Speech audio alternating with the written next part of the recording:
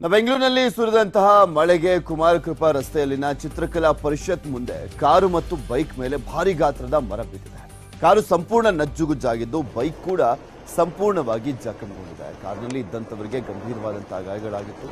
ಇತ್ತ Anandrao circle ವಿವಿಡಾಸ್ hotel ಮುಂದೆಯೂ ಕೂಡ ಬೃಹತ್ ಗಾತ್ರದ ಮರ ಬಿದ್ದಿದ್ದು ಐಷಾರಾಮಿ ಕಾರು ನಜ್ಜುಗುಜ್ಜಾಗಿದೆ. ಮಂಜುನಾಥ ನಗರದಲ್ಲಿ ಮಳೆ ಆರ್ಭಟಕ್ಕೆ ಮನೆ ಮೇಲೆ ಮರ ಬಿದ್ದು ಅವಾಂತರ ಸೃಷ್ಟಿಯಾಗಿತ್ತು.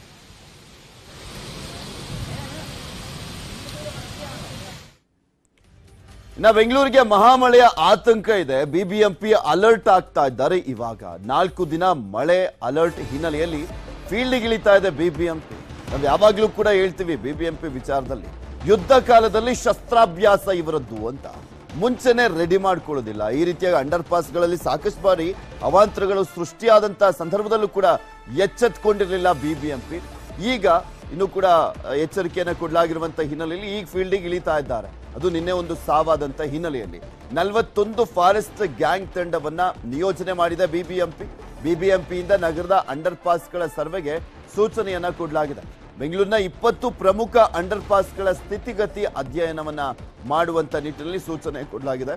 ರಾಜ್ಯ ವಿಪತ್ತು ನಿರ್ವಹಣಾ ಸಂಸ್ಥೆಯಿಂದ ಮಳೆಹಾನಿ ಪ್ರದೇಶಗಳ ವರದಿಯನ್ನ ಪಡೆದುಕೊಳ್ಳಲಾಗ್ತಾ ಇದೆ. ಬೆಂಗಳೂರು ನಗರದಲ್ಲಿ 206 ಮಿಲಿಮೀಟರ್ ಮಳೆ ಸುರಿದಿರುವಂಥದ್ದು ಸೂಕ್ಷ್ಮ ಪ್ರದೇಶಗಳಲ್ಲಿ. ಅದರಲ್ಲೂ ಸ್ಪೆಷಲಿ ಬೆಂಗಳೂರು ನಗರದಲ್ಲಿ 206 ಮಳೆ ಸೂಕ್ಷ್ಮ ಪ್ರದೇಶಗಳು ಕೂಡ ಇದ್ದಾವೆ. 183 ಪ್ರದೇಶಗಳಿಗೆ ಹೆಚ್ಚುವರಿ ನಿಗಾ ಇಡಲಿಕ್ಕೆ ಬಿಬಿಎಂಪಿ ಸೂಚನೆಯನ್ನ ಕೊಟ್ಟಿದೆ. ಬೆಂಗಳೂರಲ್ಲಿ ನಿನ್ನೆ ಸುರಿದಂತ ಮಳೆಗೆ ಧರೆಗುರುಳಿರುವಂಥದ್ದು 65 ಮರಗಳು. ಸಿಕ್ಕಿರುವಂತ ಲೆಕ್ಕ, ಸಿಗದಿರುವಂತ ಲೆಕ್ಕ ಎಷ್ಟಿದೆಯೋ ಏನೋ.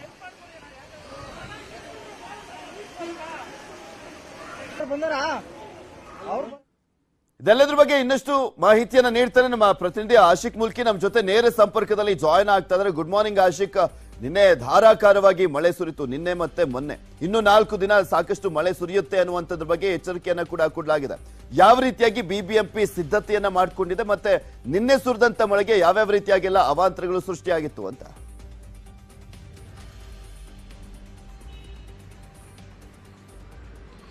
ಪೃಥ್ವಿ, ಭಾರತೀಯ ಹವಾಮಾನ ಇಲಾಖೆ ಇನ್ನೂ 4 ದಿನಗಳ ಕಾಲ ಇದೇ ರೀತಿಯಾಗಿರುವಂತಹ ಮಳೆ ಸುರಿಯುವ ಮುನ್ಸೂಚನೆಯನ್ನ ಕೊಟ್ಟಿರುವಂತದ್ದು.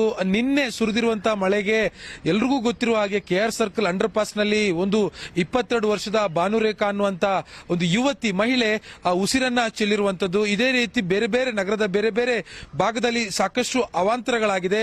ಮಹಾಲಕ್ಷ್ಮಿ ಲೇಔಟ್ ಆಗಿರ್ಬೋದು, ಮಂಜುನಾಥ್ ನಗರ ಆಗಿರ್ಬೋದು, ಜೊತೆಗೆ ಡಿಜೆಹಳ್ಳಿ, ಕೆಜೆಹಳ್ಳಿ ವ್ಯಾಪ್ತಿಯಲ್ಲೂ ಕೂಡ ಸಾಕಷ್ಟು ಮನೆಗಳಿಗೆ ನೀರು ನುಗ್ಗಿ ಅವಾಂತರ ಆಗಿದೆ. ಒಟ್ಟು ನಿನ್ನೆ ಸಂಜೆವರೆಗೆ 65 ಆದರೆ ರಾತ್ರಿ ಇಡೀ ಸೇರಿದಂತೆ ಸುಮಾರು 100ಕ್ಕೂ ಹೆಚ್ಚಿನ ಮರಗಳು ಬೆಂಗಳೂರಿನಲ್ಲಿ ಧರೆಗುಳಿರುವಂತದ್ದು. ಏನು ಚಂಡಮಾರುತ ಸಹಿತ ಗಾಳಿ ಬೀಸ್ತಾ ಇರುವಂತಹ ಹಿನ್ನೆಲೆಯಲ್ಲಿ ಮರಗಳು ಏಕಾಏಕಿಯಾಗಿ ಬೇರು ಸಮೇತ ಕಿತ್ತು ಇದೀಗ ಏನು ಏಕಾಏಕಿಯಾಗಿ ಬೀಳ್ತಾ ಇರುವುದು ದೃಶ್ಯಗಳನ್ನ ನಾವು ಬೆಂಗಳೂರಲ್ಲಿ ನೋಡ್ತಾ ಇದ್ದೇವೆ. ಈಗಾಗಲೇ 3-4 ದಿನಗಳಿಂದ ಇದೇ ರೀತಿಯಾಗಿರುವಂತಹ ಮಳೆ ಬರ್ತಾ ಇರುವಂತಹ ಹಿನ್ನೆಲೆಯಲ್ಲಿ ನಿನ್ನೆ ಒಂದು ಆ ದುರಂತ ಕೂಡ ಸಂಭವಿಸಿರುವಂತಹ ಹಿನ್ನೆಲೆಯಲ್ಲಿ ಬಿಬಿಎಂಪಿ ಈಗ ಎಚ್ಚೆತ್ತುಕೊಂಡಿರುವಂತದ್ದು. ಪ್ರಮುಖವಾಗಿ ಬೆಂಗಳೂರಿನಾದ್ಯಂತ 41 ಫಾರೆಸ್ಟ್ ಗ್ಯಾಂಗ್ ತಂಡಗಳನ್ನ ಡೆಪ್ಯೂಟ್ ಮಾಡಿದ್ದಾರೆ. ಎಲ್ಲೆಲ್ಲಿ ಮರ ಬೀಳ್ತಾ ಇದೆಯೋ, ಎಲ್ಲೆಲ್ಲಿ ನೀರು ನಿಲ್ತಾ ಇದೆಯೋ ಆದಷ್ಟು ಬೇಗ ಅದನ್ನೆಲ್ಲ ತೆರವು ಮಾಡಿ ಜನಸಾಮಾನ್ಯರಿಗೆ ಸುಗಮ ಓಡಾಟಕ್ಕೆ ಮತ್ತೆ ಯಾವುದೇ ಅನಾಹುತ ಅವಘಡಗಳು ನಡೆಯದಂತೆ ಈ ಒಂದು ತಂಡ ಎಚ್ಚರಿಕೆ ವಹಿಸಿಕೋಬೇಕು ಅನ್ನುವಂತ ನಿಟ್ಟಿನಲ್ಲಿ ಬಿಬಿಎಂಪಿ ಚೀಫ್ ಕಮಿಷನರ್ ಆಗಿರುವಂತಹ ತುಷಾರ್ ಗಿರಿನಾಥ್ ಅವರ ಒಂದು ಸೂಚನೆ ಮೇರೆಗೆ 41 ಫಾರೆಸ್ಟ್ ಗ್ಯಾಂಗ್ ಮ್ಯಾನ್ ತಂಡಗಳನ್ನ ಈಗಾಗಲೇ ಡೆಪ್ಯೂಟ್ ಮಾಡಿರುವಂತದ್ದು. ಇದರ ಜೊತೆಗೆ ಬಿಬಿಎಂಪಿ ರಸ್ತೆ ಮತ್ತು ಮೂಲಭೂತ ಸೌಕರ್ಯಗಳ ಮುಖ್ಯ ಚೀಫ್ ಇಂಜಿನಿಯರ್ ಆಗಿರುವಂತಹ ಪ್ರಹ್ಲಾದ್ ಅವ್ರಿಗೂ ಕೂಡ ಒಂದು ಸರ್ವೆಯನ್ನ ಮಾಡಕ್ಕೆ ಹೇಳಿದ್ದಾರೆ. ಈ ಸರ್ವೆ ಏನಪ್ಪಾ ಅಂತಂದ್ರೆ ಬೆಂಗಳೂರಿನಲ್ಲಿರುವಂತಹ ಪ್ರಮುಖ ಒಂದು ಅಂಡರ್ ಪಾಸ್ಗಳ ಸ್ಥಿತಿಗತಿ ಹೇಗಿದೆ, ಅಲ್ಲಿ ಡ್ರೈನೇಜ್ ಸಿಸ್ಟಮ್ ಸರಿಯಾಗಿದೆಯಾ, ಮಳೆ ನೀರು ಬಂದ್ರೆ ಹೋಗೋದಕ್ಕೆ ಎಲ್ಲಾ ರೀತಿಯಾದಂತಹ ವ್ಯವಸ್ಥೆಗಳಿದೆಯಾ, ಅಥವಾ ರಸ್ತೆಯ ಉಬ್ಬು ತಬ್ಬುಗಳು ಹೇಗಿದೆ, ಎಲ್ಲ ವೈಜ್ಞಾನಿಕವಾಗಿದೆಯಾ ಅನ್ನುವಂತ ನಿಟ್ಟಿನಲ್ಲಿ ಒಂದು ಅಧ್ಯಯನ ಮಾಡೋದಕ್ಕೆ, ಒಂದು ಸರ್ವೆಯನ್ನ ಮಾಡೋದಕ್ಕೆ ಸೂಚನೆಯನ್ನ ಕೊಟ್ಟಿರುವಂತದ್ದು. ನಿನ್ನೆ ಮಧ್ಯಾಹ್ನ ಸೂಚನೆಯನ್ನ ಕೊಟ್ಟಿದ್ದಾರೆ.